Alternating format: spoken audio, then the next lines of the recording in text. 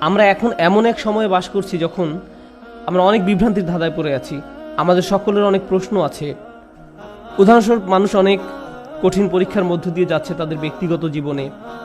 যখন একজন বিশ্বাসী তার দিন সম্বন্ধে খুব ভালোভাবে জানে এবং তার আল্লাহর কিতাব সম্পর্কে জানে এবং তার অনুধাবন করে সেই প্রশান্তি, আন্তরিক পরামর্শ এবং আল্লাহর কিতাব যে উপশম প্রদান করে, তার প্রেরিত নবী সাল্লাল্লাহু আলাইহি ওয়াসাল্লাম সুন্নাত থেকে যা পাওয়া যায়, তখন তারা আল্লাহর দিনে প্রশান্তি পায়। কিন্তু এখন আমরা এক অদ্ভুত সময় বাস করছি। আমরা এটাকে তথ্যের যুগ বলি, কিন্তু আমাদের বেশিরভাগই আমাদের নিজেদের ধর্ম সম্বন্ধে বেশি কিছু জানি না। আমরা সত্যিই জানি না কিভাবে আমাদের কিতাব এবং আমাদের বিশ্বাস এবং আমাদের ধর্মগ্রন্থ আমাদের উপশম দিতে পারে। এটা কিভাবে আমাদের কঠিন সময় সাহায্য করতে পারে। যখন এমনটা ঘটে তখন আমরা শয়তানের সহজ শিকারে পরিণত হই। যখন মানুষ কঠিন সময়ের মধ্য দিয়ে যায় তখন শয়তান তাদের কাছে সকল প্রকারের চিন্তা নিয়ে আসে। ধরুন কেউ অসুস্থ, সে হাসপাতালে এবং সে সব ধরনের ওয়াসওয়াসা পাচ্ছে। বিশ্বাসের ব্যাপারে কদর কি নিয়ে প্রশ্নের মুখোমুখি হচ্ছে। মানুষ চাকরি হারিয়ে ফেললে, বিয়েটা সুখকর না হলে, লেখাপড়ার ক্ষেত্রে মুশকিল দেখা দিলে, আপনি যে সমস্যার মধ্যে দিয়ে যান না কেন, বা স্বাস্থ্য সংক্রান্ত কিছু হতে পারে, এমন ক্ষেত্রে প্রশ্ন করতে শুরু করা খুব সহজ। আল্লাহ কি আদৌ আমাকে ভালোবাসেন? তিনি কেন আমার সাথে এমন আচরণ করছেন? আমার কি দোষ ছিল যে আমি এই সমস্যায় পড়ব? আমি এত দোয়া করলাম, আল্লাহ তাতে সাড়া দিলেন না, সে কোনো পরোয়াই করলেন না। আমি পুরো রমজান মাস প্রার্থনা করলাম, এমনকি উমরাও করলাম। আমি এখনো দোয়া করছি যে আমার সন্তানকে আরোগ্য দিন, আমার এই সমস্যা দূর করে দিন, কিন্তু আমার সেই সমস্যা তো এখনো আছে। এসব আপনার ব্যক্তিগত জীবনে, এবং এটাই যথেষ্ট কঠিন। উপরন্তু সারা দুনিয়ায় একটা সংকটকাল চলছে। উদাহরণস্বরূপ, আপনাদের অনেকের পরিবার সিরিয়ায় আছে, বা সারা দুনিয়ায় সিরিয়ার মতো জায়গায়, যে জায়গাগুলো পুড়ছে, যেখানে পরিবার নিরাপদ নয়, সন্তানেরা নিরাপদ নয়, যেখানে সব ধরনের মানবিক বিপর্যয় ঘটে চলছে এবং মানুষ মারা যাচ্ছে। ব্যাপারটা অনেকটাই যেন রাসূল সাল্লাল্লাহু আলাইহি ওয়াসাল্লামের বাণীকে পূর্ণ করার জন্য, যে হত্যাকারী জানবে না যে সে কেন মারছে, আর যাকে হত্যা করা হচ্ছে সেও কারণটা জানবে না। এমন এক সংকটময় পরিস্থিতিতে অনেক মানুষ প্রশ্ন করা শুরু করে যে কেন আমরা ব্যক্তিগত জীবনে তো বটেই, এমনকি সারা দুনিয়ায় পাগলাটে ঘটনা ঘটে চলছে। এই সব কিছুতে আল্লাহ কোথায়? তিনি কি এইসব সমস্যা দূর করতে পারেন না? এমন তো না যে আমরা দোয়া করছি না। কুনুতে নাজিলা প্রতি রাতেই সারা দুনিয়ায় মসজিদে পড়া হচ্ছে। আল্লাহুম্মা সুরিল ইসলাম ওয়াল মুসলিমিন, আইজিল ইসলাম ওয়াল মুসলিমিন। মুসলিমদের সহায়তা করুন, ইসলামকে সহায়তা করুন, মুসলিমদের শক্তি দিন, ইসলামকে শক্তি দিন। হে আল্লাহ, আমাদের দিনের শত্রুদের বিরুদ্ধে শক্তি দিন। মনে হচ্ছে যে শত্রুরা দিন দিন আরো শক্তিশালী হচ্ছে আর বেশি বেশি করে রক্তপাত ঘটাচ্ছে।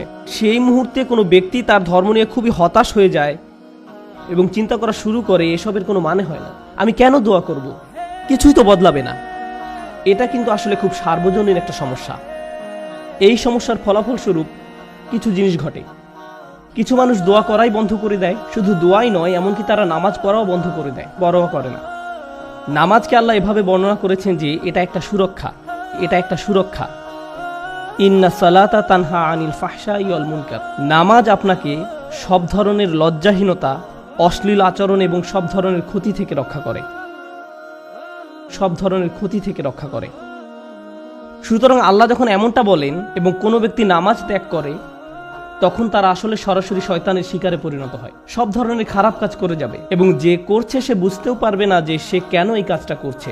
এরপরে এমন মানুষও কিন্তু আছে যারা অত দূর যায়নি, তারা এখনো দিনের উপর অধিষ্ঠিত আছে, তারা এখনো দিনকে ধরে রেখেছে, কিন্তু তারা কোনো মতে ধরে আছে, কোনো ক্রমে ধরে আছে, তারা কোনো ক্রমে জুমার নামাজে আসে, এমনকি সেটাও তার জন্য সংগ্রাম। কিছু মানুষের অবস্থা এত খারাপ হয়ে যায় যে তারা একটা মসজিদের ভিতর বেশি সময় থাকতেও পারে না।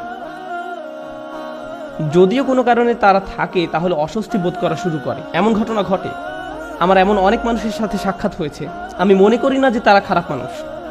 যাই হোক, আমি মনে করি কিছু মৌলিক বিষয় ঠিক ছিল না, কিছু নির্দিষ্ট চিন্তা, কিছু নির্দিষ্ট ধারণা, কিছু নির্দিষ্ট অনুভূতিতে ভুল আছে।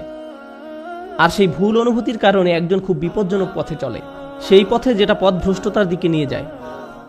এদিকে সূরা হাজের শুরুতে আল্লাহ আযজা ওয়া জাল্লা বলছেন সেই সব মানুষের কথা যাদের কাছে মানুষকে পথভ্রষ্ট করার কার্যপ্রণালী আছে। খারাপ মানুষ যারা কোনো জ্ঞান ছাড়াই আল্লাহর বিরুদ্ধে তর্ক করে, এরা আর কিছু চায় না। মা ইউজাদিলু ফিল্লাহি বিগাইরি ইলমিন ওয়ালা হুদাও ওয়ালা কিতাবিম মুনির। কোনো ব্যক্তি আল্লাহর ব্যাপারে তর্ক করে, বিতর্ক করে এবং ধর্মকে ঘৃণা করে এবং আল্লাহকে ঘৃণা করে, নবী সাল্লাল্লাহু আলাইহি সাল্লামকে ঘৃণা করে এবং তাদের কোনো ধারণাই নাই যে তারা কেন বিতর্ক করছে, পথ নির্দেশনাও নেই, কোনো আলোকিত চিন্তার আলোকেও তারা কাজটা করে না, অভিযোগ করার জন্যই অভিযোগ করা। সেই ধরনের মানুষগুলোর জন্য শুধু এটা যথেষ্ট নয় যে তারা বিভ্রান্তিতে আছে, তাদের আসলে অন্য কাউকে ভুল পথে পরিচালিত করতে হবে। সেটা একদল মানুষ। কিন্তু এই দলের মানুষদের নিয়ে আমি আজ কথা বলবো না, আমি কথা বলবো এর পরের যে দল তাদের নিয়ে, যারা কিনারায় আছে, আক্ষরিকভাবেই যারা প্রান্তে আছে। কুরআন তাদেরকে এইভাবে বর্ণনা করছে, অমিনান নাসি মান ইয়াবুদুল্লাহি আলা হারফ। আমি এটার এভাবে অনুবাদ করব যে মানুষের মধ্যে এমন কেউ আছে যে আল্লাহর উপাসনা করে একদমই কিনারায়। তারা আল্লাহর উপাসনা করে কিন্তু পর্বতের একদম খারাপ প্রান্তে। এর অর্থ কি? এর অর্থ হলো কিছু সময় এখানে, কিছু সময় সেখানে পড়ে যাওয়ার জন্য প্রস্তুত। তাদের বিশ্বাস যথেষ্ট স্থির নয়, তারা তাদের উপাসনায় যথেষ্ট স্থিতিশীল নয়, তারা অনড় নয়। তাদের মনে এমন প্রশ্ন আছে যার উত্তর তার জানা নেই, অমীমাংসিত আবেগ। সুতরাং সেটা কিভাবে প্রদর্শিত হয়? আল্লাহ নিজে বলেন, ফাইন আসাবাহু খায়রুন আতবাআন্না বিহি। যখন ভালো কিছু তাদের আসে, যদি জীবনে ভালো কিছু ঘটে, তাহলে তারা ভালো থাকে। ঠিক আছে, ঠিক আছে, আল্লাহ আসলে এই দুয়াটা শুনেছেন, সুতরাং আমি এখন নামাজ পড়তে পারি, আমার ভালো লাগছে। ওয়া ইন আসাবাহু ফিতনাতুন, যখন তারা কোনো ফিতনার সংস্পর্শে আসে, ফিতনা শব্দের অর্থ হলো কোনো ধরনের পরীক্ষা, কোনো কিছু যেটা তাদের বিশ্বাসকে পরীক্ষা করে।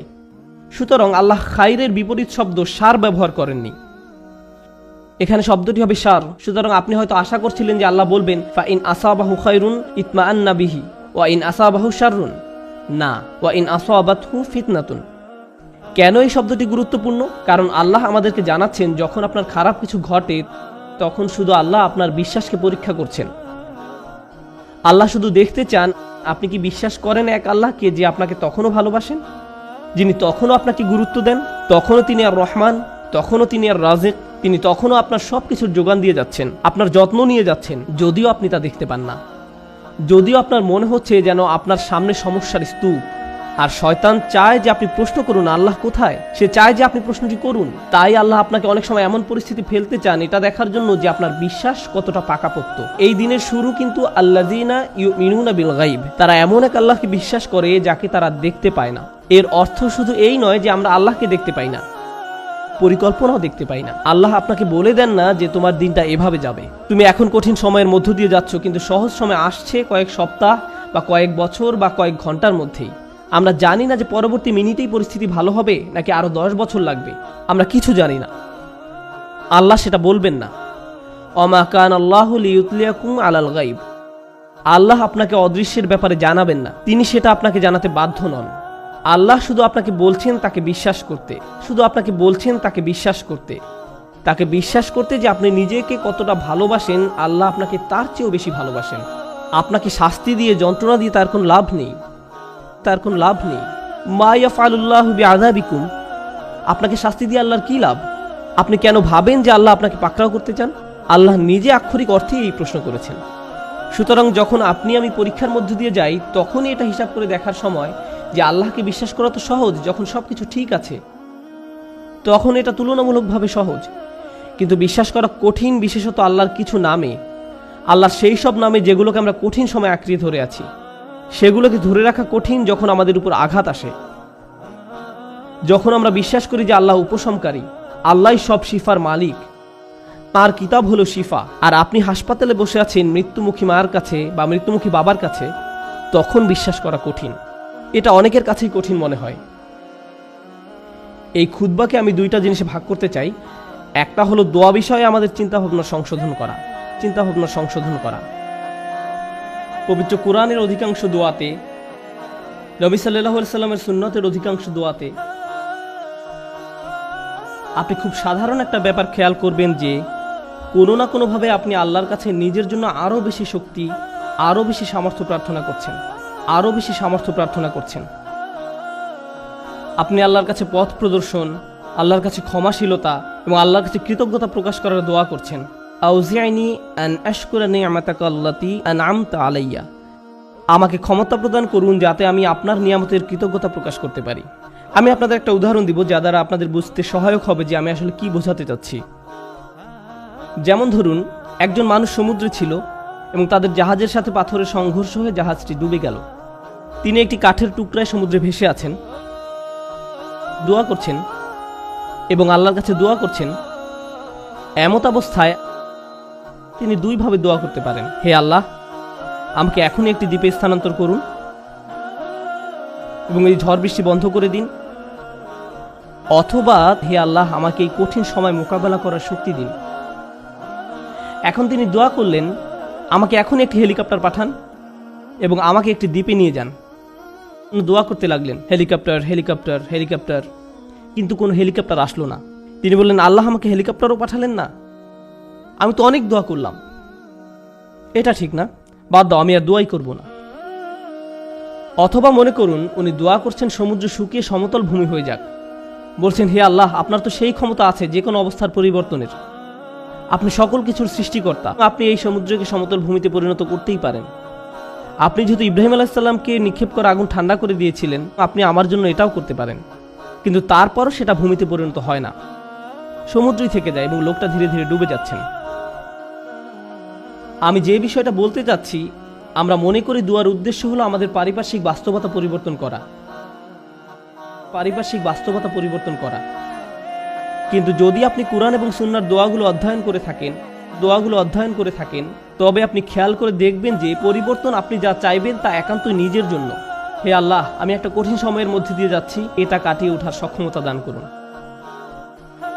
কিছু পরীক্ষার্থী একটা সাধারণ পরীক্ষা দিবে, তখন তারা দুই ধরনের দোয়া করতে পারে। একটি হলো, হে আল্লাহ আমাকে এই বিষয়টি বুঝে নেওয়ার ক্ষমতা দিন, মনোযোগী করুন, আমাকে এমন ক্ষমতা দিন যেন পরীক্ষা দেওয়ার সময় আমি ঘাবড়িয়ে না যাই, অলসতা যেন আমাকে গ্রাস না করে, এভাবে নিজের জন্য দোয়া করা। অথবা তারা এভাবে বলতে পারেন, ইয়া আল্লাহ আমি জানি এটা একটা মেডিকেল পরীক্ষা, কিন্তু আপনি এটাকে ক্লাস 2 এর অঙ্কর পরীক্ষার মতো সহজ করে দিন, যেন আমার এই সমস্যাই না থাকে। আপনি হয়তো বাস্তবতা বদলাবার জন্য দোয়া করতে পারেন, অথবা নিজের সক্ষমতা বৃদ্ধির জন্য দোয়া করতে পারেন। বেশিরভাগ মানুষ যারা ধর্মবিশ্বাসে দুর্বল, তারা নিজেদের ক্ষমতা বৃদ্ধি বা নিজেদের পরিবর্তন চায় না, এবং আল্লাহর কাছেও তাই চায়। কিন্তু আসলে কি সেই পরিবর্তন হয় না? এবং যখন পরিবর্তন হয় না, তখন তারা আল্লাহকে দোষারোপ করে, কেন আপনি আমার পৃথিবীকে পরিবর্তন করেননি, কেন আপনি সবকিছুকে আমার জন্য সহজ করে দেননি। আপনি যদি চান বাস্তবতা আপনার পক্ষে থাকবে, তাহলে আপনাকে সত্যিকারভাবে শিখতে হবে কিভাবে আল্লাহর কাছে সমর্পিত হতে হয়। এমন নয় যে যখন কিছু প্রয়োজন, কোনো সমস্যা, তখনই আল্লাহর কাছে সাহায্য চান, বরং আপনি আল্লাহর কাছে সব সময় আসবেন, আপনাকে সব সময় তার কাছে সমর্পিত হতে হবে। এভাবে এই মনোভাবের উন্নতি হবে এবং এমন একটি সময় আসবে যখন বাস্তবতা আমাদের কাছে আত্মসমর্পণ করবে। আর সেই সময় হলো যখন আমরা আল্লাহর সাথে মিলিত হব। লাহুম মা ইয়াশাউন, আমরা যা চাই তা সবই আমরা পাবো। সমস্যা হলো আমরা সবাই এই মুহূর্তে চাই। আল্লাহ বলছেন, আমি তোমাদের সবই দিব, কিন্তু এখন তোমরা কিছু ভালো অভিজ্ঞতা অর্জন করবে এবং কিছুটা পরীক্ষায় পড়বে। আর একমাত্র যে কারণে তিনি আমাদের পরীক্ষায় উপনীত করেন তা হলো তিনি চান আমরা যেন উত্তীর্ণ হই এবং জান্নাতের জন্য যোগ্যতা অর্জন করি, কারণ এই কষ্টকর যাত্রা আমাদেরকে তাঁর সান্নিধ্যে নিয়ে আসবে। পরবর্তী প্রসঙ্গে আসতে পারি, যাতে করে এই আয়াত শেষ করতে পারি। প্রতিবন্ধকতার উদ্দেশ্য, আমরা আমাদের জীবনে কিছু জিনিস চাই। একজন যুবক হয়তো বিয়ে করতে ইচ্ছুক বা একজন যুবতী বিয়ে করতে ইচ্ছুক। আপনি একটা ভালো চাকরি বা বাড়ি চান, আপনি চান আপনার পরিবার ভালো থাকুক, আপনি সন্তানদের ভালোভাবে লালন পালন করতে চান, তাদের জন্য ভালো শিক্ষা, তাদের ভালো বিয়ে দিতে চান। আমাদের জীবনে বিভিন্ন জিনিসের অগ্রাধিকার রয়েছে, এমন জিনিস যা আপনি চাচ্ছেন গত মাস থেকে। আপনি বিভিন্ন জিনিস এই জীবনে অর্জন করতে চান। আল্লাহ তার কিতাবে আমাদের শিক্ষা দেন যে এমন একটা জিনিস আছে, তা যদি তোমরা অর্জন করতে পারো, সেটা হবে তোমাদের জীবনের সবচেয়ে বড় অর্জন। সব ঠিক হয়ে যাবে যদি তোমরা এই জিনিস পাও, এবং সেই জিনিস হলো আল্লাহর নিকটবর্তী হওয়া, আল্লাহর সাথে ভালো সম্পর্ক তৈরি করা, তার সাথে সত্যিকারের সম্পর্ক ও বন্ধন তৈরি করা। কিন্তু সমস্যা হলো যখন জীবন সত্যি ভালো থাকে, তখন তারা পথভ্রষ্ট হয়ে পড়ে। আপনি তখন ভিডিও গেম থেকে শুরু করে চলচ্চিত্র, তা থেকে সোশ্যাল মিডিয়ার হালচাল, তা থেকে রেস্টুরেন্টে বন্ধু বান্ধবদের সাথে ঘোরাঘুরি, দিন শেষে ঘুমিয়ে পড়েন। আল্লাহকে ভুলে যান, আল্লাহকে মনে রাখেন না, ভুলে যান। এরপর যখন কঠিন সময় আসে, তখন বন্ধুরা আর সাথে থাকে না, খেলাধুলা ভালো লাগে না, গাড়িটাও ভালো লাগে না, কারণ স্বাস্থ্য নষ্ট হয়ে গিয়েছে। আর যখন শরীর অসুস্থ হয়ে পড়ে, কোনো কিছুই আর ভালো লাগে না, খালি তখন মনে হয় যে আমি কখন হাসপাতালের থেকে ছাড়া পাবো, ইস আমি যদি আবার হাঁটতে পারতাম। মানুষজন আপনার পছন্দের খাবার আনবে, আপনি খেতে যাচ্ছেন না। আপনার পছন্দের মুভি দেখাবে, আপনি দেখতে চান না। আপনি সারাক্ষণ যেসব বিষয়ে মেতে থাকতেন, একটার পর একটার পিছে ছুটে বেড়াতেন, আজ আর কিছুই ভাল লাগে না। কোনো কিছুর প্রতি আজ আপনার কোনো আগ্রহ নেই, কারণ আল্লাহর একটি রহমত আপনার জন্য কিছুটা কমে গিয়েছে। এমত অবস্থায় আপনার জন্য দুইটা উপায় রয়েছে। আপনি যদি এমন মানুষ হন যাদের অবস্থান বিশ্বাসের একেবারে প্রান্ত সীমায়, আপনি আল্লাহকে দোষ দেওয়া শুরু করতে পারেন। আপনি কেন আমাকে এই বিপদে ফেললেন? অথবা এই বিপদের সময় আপনি আমাদের জীবনের সবচেয়ে শ্রেষ্ঠ সম্পত্তি অর্জন করতে পারি, আর সেটা হলো বিনম্রতা এবং আল্লাহর অধিক নিকটবর্তী হওয়া। এভাবে আত্মোপলব্ধি করা যে যখন আমি সুস্থ এবং সম্পদশালী ছিলাম, সব কিছু ঠিক ছিল, তখন আমি বুঝতে পারিনি যে তখন একজন আমাকে সব কিছু প্রদান করে যাচ্ছিলেন। আল্লাহ আমাকে প্রতি মুহূর্তে যোগান দিয়েছিলেন। আমি এর কোনো কিছুরই যোগ্য ছিলাম না। এজন্যই আল্লাহ সুবহানাহু ওয়া তাআলা বলেন, উলাইকা লাহুম নাসিবুম মিম্মা কাসাবু।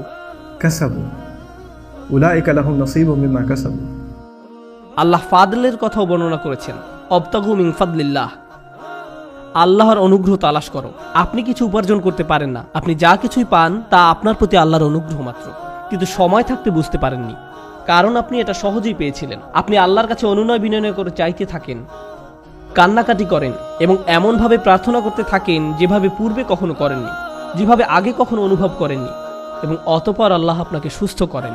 তারপর আপনি অনুধাবন করেন হাসপাতালে সেই একান্ত মুহূর্তগুলো, সেইগুলোই ছিল আপনার গোটা জীবনের শ্রেষ্ঠতম সুমিষ্ট সময়। জীবনের সেই সামান্য সময়গুলোতেই আপনার এবং আল্লাহর মাঝে আর কিছু ছিল না। সেই মিষ্টি মুহূর্তগুলো আপনাকে আখিরাতে রক্ষা করে দিতে পারে। এই মুহূর্তগুলি হতে পারে সবচেয়ে বড় পুরস্কার যা আল্লাহ আপনাকে দিয়েছেন। যখন সময় কঠিন হয়ে যায়, ওয়া ইন আসাবাতহু ফিতনাতুন ইনকালাবা আলা ওয়াজহিহি, এবং যদি কোনো পরীক্ষায় পড়ে তখন মুখ ঘুরিয়ে নেয়। তার মানে কি? তার মানে আমি আল্লাহর কাছে কিছুই চাই না। কিভাবে তিনি আমাকে ছেড়ে গেলেন? কেন তিনি আমাকে বিপদে ফেললেন? আমাদের সময় এটা উপলব্ধি করা খুবই সহজ। আমরা অস্বাভাবিক এক ভোগবাদী সমাজে বসবাস করি, যেখানে সব কিছু সহজলভ্য এবং দ্রুত লাভ করা যায়। বিনোদন পেতে চান? ফোনে একটা অ্যাপ খুললেই হবে। কিছু কিনতে চান? জাস্ট অ্যামাজন থেকে অর্ডার করুন, এটা আপনার ঘরে পৌঁছে যাবে। সবকিছু কষ্ট ছাড়া পাওয়া যায় এবং সবকিছু সাথে সাথেই পাওয়া যায়। আপনি কিছু চাইছেন, আপনাকে তার কাছে যেতে হবে না, সেটাই আপনার কাছে আসবে। সবকিছু দ্রুত হয়। আমাদের এখন আপ্যায়িত হওয়ার অভ্যাস হয়ে গিয়েছে। আপনার একটা অর্ডার যদি 2 থেকে 3 দিনের জন্য দেরি হয়, তবে আপনি তাকে 1 স্টার বা থামস ডাউন খারাপ রেটিং দিচ্ছেন। আমরা এতে অভ্যস্ত হয়ে গেছি। এমত অবস্থায় আপনি যখন আল্লাহর কাছে দোয়া করছেন, আপনার সমস্যাগুলো সমাধান চাইছেন, আপনার সব কিছু দ্রুত এবং ত্বরিত করা দরকার। আমার আর ভালো ভোক্তা অধিকার চাই। যখন এটা হয় না, তখন আপনি বলেন বাজে সার্ভিস। আমার আর ভালো ভোক্তা অধিকার চাই, আমার আর ভালো ভোক্তা অধিকার চাই। আপনার ভাবখানা তখন এমন হয়ে যায় যে আমি আল্লাহর কাছে আর কিছুই চাইব না, কোনো অর্ডার দিব না। আপনি এখন ক্রেতার মতো সুবিধা পেতে চান, আর আপনি আল্লাহর কাছ থেকে মুখ ফিরিয়ে নেন এবং বলেন তিনি আমার কথা শুনছেন না, আমার সমস্যার সমাধান করছেন না। বুঝতে চেষ্টা করুন যে সবার জন্য আল্লাহর পরিকল্পনা রয়েছে। দুটো উদাহরণ দিচ্ছি। ইয়াকুব আলাইহিসসালামের ক্ষেত্রে দেখুন, তিনি তার ছেলে ইউসুফ আলাইহিসসালামকে হারিয়ে ফেলেন। আল্লাহ বহু বছর পর সেই সন্তানকে তার কাছে ফিরিয়ে দেন। আবার মূসা আলাইহিসসালামের ক্ষেত্রে মূসা আলাইহিসসালামের মা তার সন্তান হারিয়েছিলেন, কিন্তু কয়েক ঘন্টার ব্যবধানে আল্লাহ সে বাচ্চাটাকে ফেরত দেন। কেননা কয়েক ঘন্টার মধ্যেই যখন বাচ্চাটা ক্ষুধার্ত হয়, পরবর্তী খাবার সেই একই মায়ের কাছ থেকেই পায়, কারণ সে অন্য কারো কাছ থেকে খাবে না। আমি কি বলতে চাচ্ছি? এই জগতে আল্লাহ কখনো কখনো নিমেষেই আমাদের বিপদমুক্ত করেন, আবার কখনো বা বহু বছর পরে বিপদমুক্ত করেন, কিন্তু প্রতি ক্ষেত্রেই আল্লাহ ভালোর জন্যই করেন। আমি কি বলতে চাচ্ছি? ভালোর জন্যই করেন। আমি বিশেষত ইয়াকুব আলাইহিস সালামের গল্পটা পছন্দ করি, কেননা এই ঘটনার কল্যাণকর দিকগুলো চিন্তা করে দেখুন একবার। এত বছর ধরে বাবা কাঁদলেন এবং প্রায় নিজের দৃষ্টিশক্তি হারিয়ে ফেললেন, তাই না? কোরআনের ভাষা অবিয়াদ্দা তাই না হোক। কোন আলেম যেমন আলুসি রহমতুল্লাহ আলাইহি মন্তব্য করেন তিনি কাঁদতে কাঁদতে অন্ধ হয়ে গিয়েছিলেন।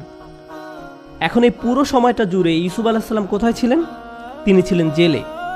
প্রথমত তিনি ছিলেন শিশু শ্রমিক এবং বড় হওয়ার পর জেলে যান, বহু বছর জেলে কাটান। হয় তিনি ছিলেন শিশু শ্রমিক, নতুবা তিনি জেলের কয়েদি হিসাবে জীবনযাপন করেন। প্রথমত তিনি ছিলেন শিশু শ্রমিক, নতুবা তিনি জেলের কয়েদি হিসাবে জীবনযাপন করেন। সুন্দর জীবন ছিল না, এটা সুন্দর জীবন নয়।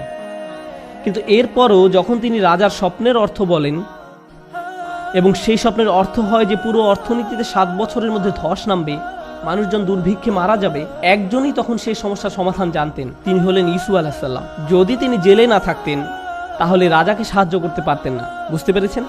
যদি ইউসুফ আলাইহিস সালাম পুরোটা সময় নিজের বাবার সাথে কাটাতেন তাহলে এমন ঘটনা ঘটতো না। তাই এখন যেহেতু তিনি সেখানে রয়েছেন এবং স্বপ্নের ব্যাখ্যা দেন এবং বলেন আমিই পারবো সমস্যার সমাধান করতে, আমাকে সম্পদ রক্ষার দায়িত্ব দিন, আমিই পারবো সমস্যার সমাধান করতে, আমাকে সম্পদ রক্ষার দায়িত্ব দিন, এবং তিনি যখন এই কাজগুলো সম্পাদন করেন তখন কি হলো? লাখ লাখ বাবা মাকে আর কাঁদতে হয়নি, কারণ তাদের সন্তান ক্ষুধার যন্ত্রণায় মৃত্যুবরণ করেনি।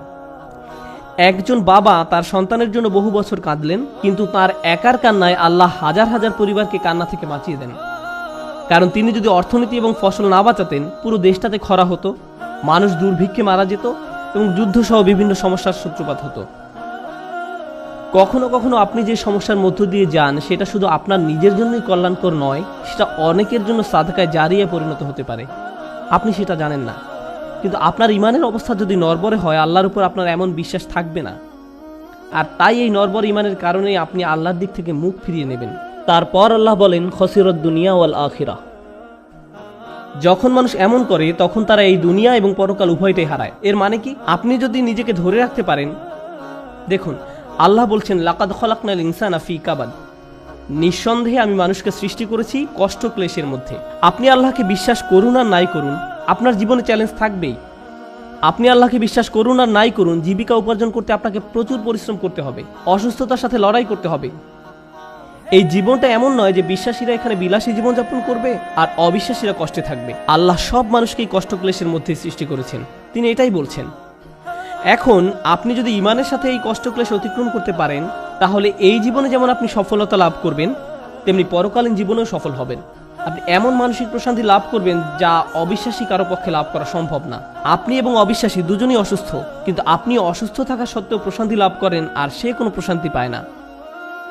আপনি এবং অবিশ্বাসী দুজনে একই ধরনের অর্থনৈতিক সমস্যায় থাকবেন, একই ক্ষুধায় থাকবেন, তারপরেও আপনার অন্তর প্রশান্ত।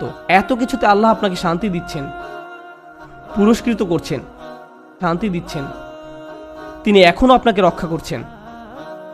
যারা বিপদে পড়লে আল্লাহর দিক থেকে মুখ ফিরিয়ে নেয়, তাহলে আপনি এই দুনিয়ায় শান্তিও হারাবেন, তো আখিরাতে তো হারাবেনই। খসিরাত দুনিয়া ওয়াল আখিরা। আল্লাহ নিকট এই বলে দোয়া করি, রব্বানা আতিনা ফিদ দুনিয়া হাসানা ওয়া ফিল আখিরাতি হাসানা। হে আমাদের রব, আমাদের দুনিয়ায় হাসানা দান করুন এবং পরকালের হাসানা দান করুন। এখানে হাসানা শব্দের উপযুক্ত অর্থ হলো, যখন আপনি আল্লাহর কাছে জীবনের জন্য ভালো কিছু চান, অর্থাৎ ভবিষ্যতের জন্য ভালো চাওয়া, আখিরাতের জন্য চাওয়া একই সময়। এটা হলো রব্বানা আতিনা ফিদ দুনিয়া হাসানা ওয়া ফিল আখিরাতি হাসানা। এবং এই কারণে অফিল আখিরাতে হাসানা, ফলশ্রুতিতে আখিরাতের কল্যাণ, যেটা ভিতর বাহির উভয় দিক থেকেই সুন্দর। অফিল আখিরাতে হাসানা। তো আল্লাহ বলেন, যালিকা হুয়াল খুসরানুল মুবিন। এটি হলো সুস্পষ্ট ক্ষতি। কোরআনে ক্ষতির জন্য 3টি শব্দ ব্যবহার করা হয়েছে। আল্লাহ ব্যবহার করেছেন খুসর, ইন্নাল ইনসানা লাফি খুসর। তিনি ব্যবহার করেছেন খসরান এবং খুসরান। খুসরান হলো মাজদার সিগাতুল মুবালাগা, চরম পর্যায়ের ক্ষতি, কল্পনাতীত ক্ষতি। আল্লাহ তাআলা যত ক্ষতির কথা বলেন তার মধ্যে সবচেয়ে খারাপ হলো এটা। এমন একজন যে সত্যিকারের ইমানদার ছিল, যখন সময় খারাপ হয়ে পড়ে তখন ইমান হারিয়ে ফেলে, যার ফলে সে এই জীবন এবং পরকাল উভয়টাই হারায়। তার কিন্তু সব ছিল, আল্লাহ তার জন্য সব সাজিয়ে রেখেছিলেন, তার জন্য সব সাজিয়ে রাখা হয়েছিল। সুতরাং আমি এই কথা বলে শেষ করছি, আল্লাহ আযজা ওয়া জাল্লা বর্ণনা করেন, আল্লাযীনা ইয়ারিসুনাল ফিরদাউস, তারা ফিরদাউসের উত্তরাধিকার লাভ করবে। অবাক করা শব্দ। আল্লাহ অনেক জায়গায় বলেন তারা জান্নাতে প্রবেশ করবে, কিন্তু সূরাতুল মুমিনে আল্লাহ বলেন তারা জান্নাতের উত্তরাধিকার লাভ করবে। আপনারা জানেন উত্তরাধিকার হলো তা যা আপনি আপনার পূর্বপুরুষের কাছ থেকে পেয়ে থাকেন। আপনার পরিবার এটার মালিক ছিল। রাসূল সাল্লাল্লাহু আলাইহি ওয়াসাল্লাম আসলে এটাকে এভাবে বর্ণনা করেছেন। এর 2টি ব্যাখ্যা রয়েছে। জান্নাত আমাদের পিতা আদম আলাইহিস সালামকে দেয়া হয়েছিল, তাই আমরা এর জন্য ইতিমধ্যে যোগ্যতা সম্পন্ন, ইতিমধ্যেই। সুতরাং আমরা মিরাস হিসাবে সেখানে দাখিল হব, আমরা উত্তরাধিকার সূত্রে এটা লাভ করব। কিন্তু আরেকটি সুন্দর হাদিস আমি পেয়েছি যখন আমি এটা নিয়ে অধ্যয়ন করছিলাম, ফিরদাউস নিয়ে পড়ছিলাম। রাসূল সাল্লাল্লাহু আলাইহি ওয়াসাল্লামের এক বিস্ময়কর হাদিস। রাসূল সাল্লাল্লাহু আলাইহি ওয়াসাল্লাম বলেন, আল্লাহ জান্নাতুল ফিরদাউসের সকল মানুষের জন্য ঘর তৈরি করে রেখেছেন। আল্লাহ জান্নাতুল ফিরদাউসের সকল মানুষের জন্য ঘর তৈরি করে রেখেছেন, সকল মানুষের জন্য, শুধুমাত্র বিশ্বাসীদের জন্য না। কিন্তু কিছু মানুষ ওখানে যেতে চায় না। বিশ্বাসীরা যখন যাবে তখন তারা অনেক খালি ঘর দেখতে পাবে, সুতরাং তারা সে ঘরগুলো উত্তরাধিকার সূত্রে পাবে। আল্লাহ আমাদেরকে তাদের অন্তর্ভুক্ত করুন যারা উত্তরাধিকার সূত্রে জান্নাতের ঘর পাবে, তাদের নয় যাদের ঘর খালি থাকবে। যে ঘর আল্লাহ আমাদের জন্য বানিয়েছেন সেগুলো এখনই সেখানে আছে। আপনার প্রতি আল্লাহর প্রত্যাশা রয়েছে যে আপনি সর্বশ্রেষ্ঠ জান্নাতে প্রবেশ করতে পারবেন, সুতরাং এটা নষ্ট করবেন না। দুর্বল ঈমান নিয়ে থাকবেন না, আল্লাহর প্রতি নিজের বিশ্বাস হারাবেন না। জীবনের কঠিন সময়গুলোকে এভাবে দেখুন, আল্লাহ দেখতে চান আপনি সেই ঘরগুলোর জন্য কতটুকু মূল্য দিতে চান। আল্লাহ আমাদের কঠিন সময়গুলো তার সহায়তায় পার করার তৌফিক দিন এবং যাতে আমরা কখনোই কোনো পরিস্থিতিতেই তার উপর থেকে বিশ্বাস না হারাই। বারাকাল্লাহু লি ওয়া লাকুম। আসসালামু আলাইকুম ওয়া রাহমাতুল্লাহি তাআলা ওয়া বারাকাতুহু।